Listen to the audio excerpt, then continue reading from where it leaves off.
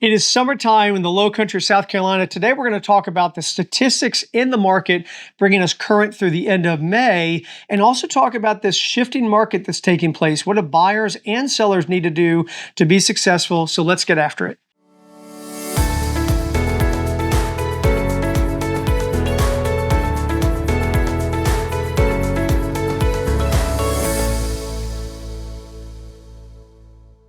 We're coming to you today with the latest data through the end of May 2025. Here we are just about to crest into official summer in the marketplace, and we've come past that graduation lull, that distraction period where a lot of people were occupied with what's going on in their lives in that regard. So we're putting together the data that actually appeared in the month of May. And so here's what it looks like. So the number of new listings that came on the market, somewhat surprisingly, but maybe not, because we're going to talk about the shift in the market.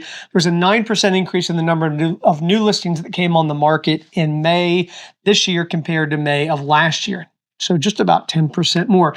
The pending sales were actually up 13%, which is pretty impressive, again, given there's a fair amount of distraction happening in the marketplace. The closed sales were down 2% compared to where we were this time last year. Days on market, though, is creeping up. That's up to 64 days on average, days on market. The sales price to list price ratio, which we've been tracking this a lot, remembering, I always say it, remarkably, during COVID, it was over 100%, is now at 97.3, 97.4% of the final list price. That's not original list price. That's the final list price of the home. On average, things are selling about 97.4% below that. Put all that together and we look at the amount of inventory that's come to market and is staying on market. We're at a 4.9 month supply of inventory. Quick recheck on that. The balanced market is between 3 and 6 months. Anything over 6 months goes to a buyer's market, officially, technically, and sometimes emphatically. Anything under a 3-month supply is in the other direction for sellers. So what we want to talk about today is, as the market is shifting, what are we dealing with as we're leaning into, and in some cases, very clearly in a buyer's market by neighborhood to neighborhood. We want to talk about that in terms of what sellers need to be thinking about, and honestly, what buyers need to be thinking about, because buyers, this is the kind of marketplace you've been waiting for. This is what you've been looking for. This is where opportunity strikes, and you've got the chance to be able to have some leverage in the market. So let's look at that, Chris. Let's actually talk about the buyer side first. Let's sort of talk about what buyers need to be thinking about, what their tactics need to be, how the agents need to be engaged with them in that regard to take advantage of rising inventory, more negotiability, factors that may be more favorable to buyers in terms of making offers and that sort of thing. Well, if I'm a buyer right now, I'm excited. I mean, this is, if you think a couple years ago, when we were in a strong seller's market, there were buyers that were sidelining themselves. They were just like, okay, I'm not doing this. I don't like getting in bidding wars. I don't like not finding what I want. I don't like trying to buy something and then it sells to somebody else. And so a lot of buyers kind of retreated a little bit. Prices were going up, so they retreated a little bit, and they got a little not upset, but they just weren't getting what they wanted. And so they sat back a little bit, and now this is the opportunity. Here's what they've been waiting for. If you're a buyer now, this is the market, or we're heading into the market that you have been waiting for. So if you've sidelined yourself in the past, this is a good idea. Now it's a good time to just jump back in there and start really looking at all these new opportunities that are out there. And the new opportunities are happening every day, not in a landslide of new inventory, but every day we're seeing more inventory come to market. So one of the things that occurs to me with buyers is be on the website all the time. I mean, be paying attention to, if you're not getting e-alerts about new listings that are coming to market, price reductions that are happening, the first thing you got to do is just be prepared. Like, there's more to wrap your arms around with, there's more to pay attention to, and there's more opportunities that you need to be aware of on an ongoing basis, especially if you're planning to be involved in the market. I like the pace of new inventory as it's been introduced to the market. It's not a tidal wave of inventory that's hitting us. Right. That can shut down a market too. Sure. The inventory increase has been predictable. It's been steady. It's been needed. We've needed more inventory in the market. can maintain a healthy marketplace. There's some markets that haven't yet reached, quote, a buyer market. They're still in a stable marketplace. But this market has been just slowly increasing in inventory options for buyers. And it's just a good time to step in and pay attention to what's going on. And every day there's something different. It's not, if you don't see something that you want today, tomorrow, 3 hours from now, there might be something else. So it pays to pay attention to as the market changes. And I think we're seeing that happening, actually. I mean, if you look at a 13% increase in the number of pending contracts last month compared to May of last year, 24, it bespeaks of there being market activity. I mean, this is not a, oh my gosh, the market is crashing. This is an '09 happening again. That's not what's happening. What we're finding is there's a balancing coming out, and it's creating an opportunity for buyers to be able to have some leverage. And I was laughing because you're talking about people not getting what they wanted in the COVID market. In some cases, people got what they didn't want. They had to just buy. Right.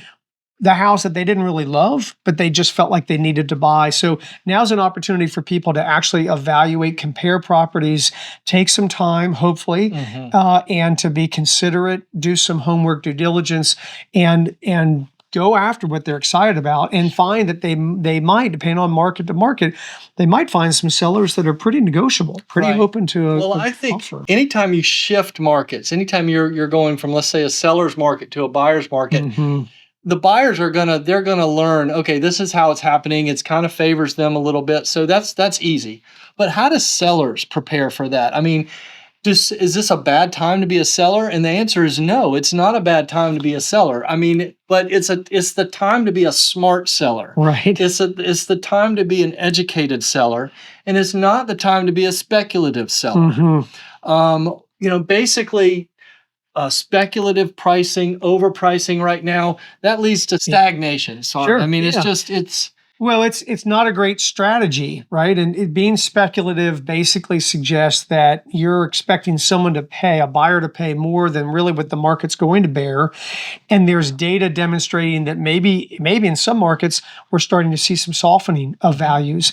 And so that's just a bad strategy for them to go after. And it's funny, we talk about sellers, but in our recent home seller workshop that we just had earlier this week, I always take advantage of the opportunity to ask an audience, so how's the market? And I've got these prospective home sellers, certainly homeowners in the audience. Probably 75, 80% of them said it's a buyer's market, and it gave us an opportunity to talk about what that perception meant, and then lead into some of the things that sellers need to be thinking about, which is what that workshop's all about, right? But more so about condition, visual strategy. And we even had a conversation about preparing the home, not just in terms of how it looks, but preparing it to receive and invite and welcome buyers to come in. Yes. So not just with pricing, but also with conditioning, maybe with some staging components to make sure that it's really attractive.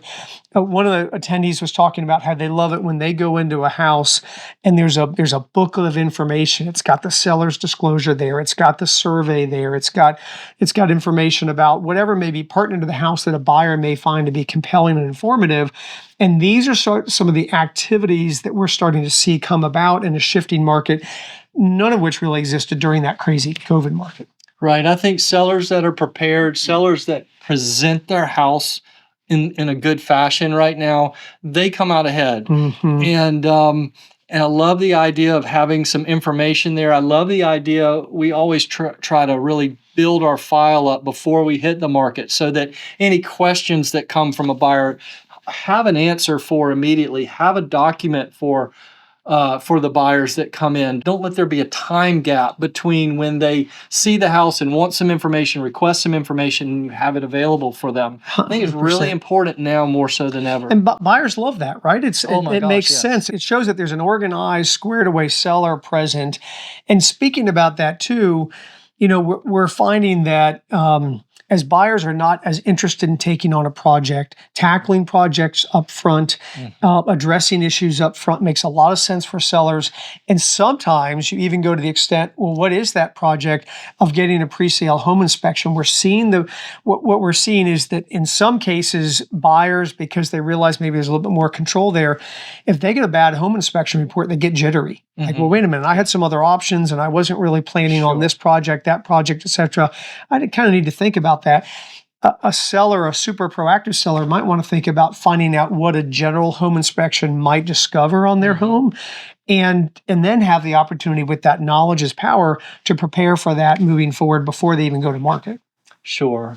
I think that's all important, and paying attention to that first wave of activity when you come on the market, that first 2 weeks maybe is really important. Think about it this way. You put a new listing on the market.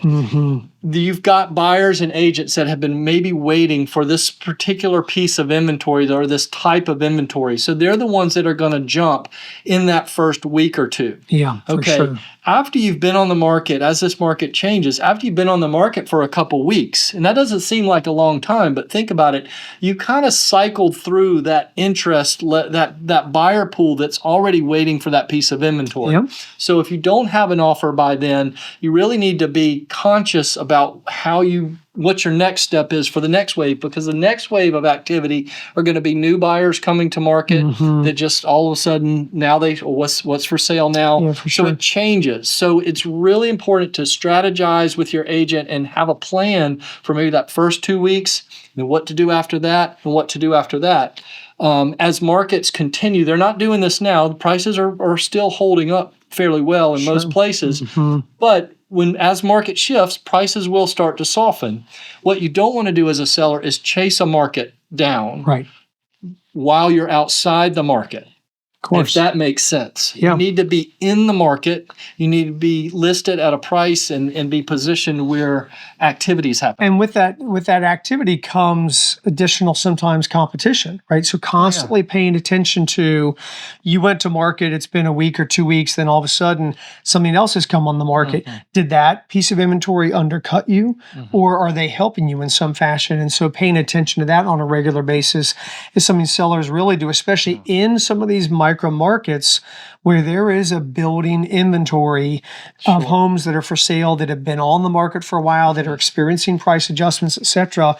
It's a little bit of a game, right? It's a little bit. It is, and there's some thought behind it. I mean, it's not always your best move as a seller. Let's say you're in a seller and you're in a marketplace where you've got other listings hitting the market. It's not always your best move to undercut your competition. Correct. Right. You undercut your competition right out of the gate. What are you doing? You got two sellers that start to drive the market down. Right. So it's important for people to pay attention, look at the history of their competition, know the differences. Sometimes maybe marry up to your competition. Let the buyers decide which property they like the best, and just let them go in that direction, as opposed to saying, okay, you've got two like pieces of real estate. We're going to list it down here. And then what do these guys do? They go down. Yeah, you've got this reverse auction happening. So you got to be careful about that too. Yeah, 100%. And also as a seller, not to necessarily freak out if inside the first week the house didn't sell. I'd say we aren't in that kind of market anymore. There are instances of that where that is happening. Sure. First day, some homes sell during listing delay and that sort of thing. We get it. And what we're also finding is, and I know we mentioned this before, but there are some sellers who recognize that in order for them to sell timely, they do price it really attractively. That piece of inventory is probably going to get absorbed pretty quickly because, again, there is market activity. It's not like we have a dearth of activity out there. So we're trying to encourage sellers to be smart. We're trying to encourage buyers to be smart about this. It's all about doing your homework. It's all about studying the market, looking at what's going on with the monthly housing supply, understanding the dynamics, the mood of that particular neighborhood, because it does matter and change from location to location, and lead to great success, right? That's what we're looking for in the summer market. So guys, thanks for listening as always, and we'll talk to you all soon.